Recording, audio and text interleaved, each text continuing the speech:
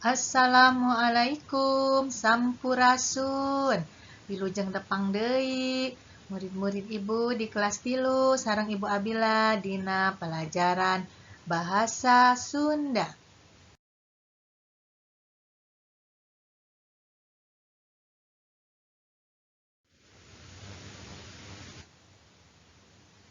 Materi dinten ieu nyaeta ngeunaan nyieun hiji karangan dumasar kana gambar mangrupa hiji palagraf atanapi palagraf pondok. Nah, anak-anakku sekalian, coba perhatikan gambar ini. Perhatoskeun gambar ieu. Pek ku hidep jieun karangan pondok atanapi hiji palagraf dumasar kanu gambar nu di luhur. Silakan dibuat karangan pendeknya berupa satu palagraf berdasarkan gambar di atas. Seperti apa kira-kira ya? Nah, seperti ini. Dinten Senen dadi upacara bandera di sakola. Dadi Yaman sareng Husen mancen tugas janten pengibar bendera merah putih. Tah sapertos kitu contoh karangan sapalagraf dumasar kanu gambar.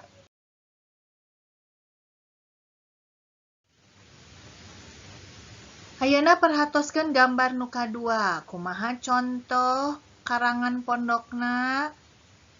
Sapertos ieu nya, barudak kelas 3 nuju beberes kelas. Kelasna bersih tur rapih. Barudak kelas 3 bebersihna unggal dinten.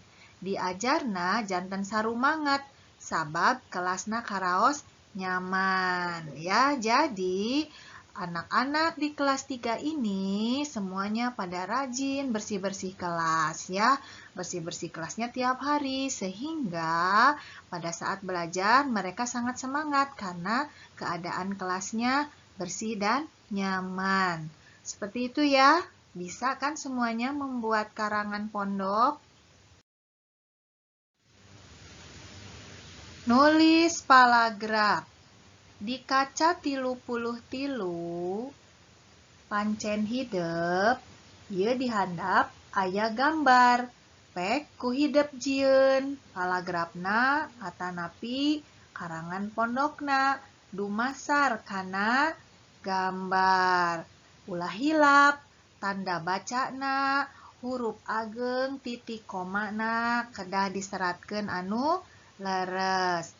Mangga ditingali contoh gambar nu kahiji. Ieu aya gambar murangkalih anu nyuju meser lauk cupang nya di tempat icalan lauk akuarium. Mangga jelaskeun kumaha caritana.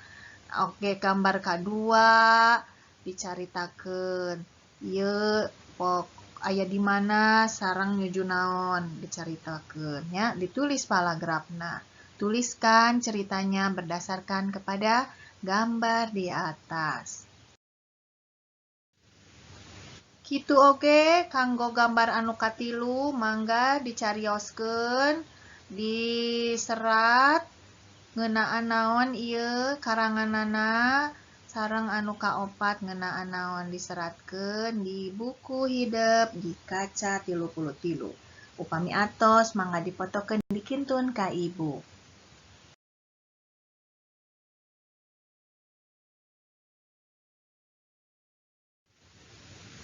Kumaha murid-murid ibu sadayana tiasanya ngerjakeunana mangga dikerjakeun sewang-sewangan.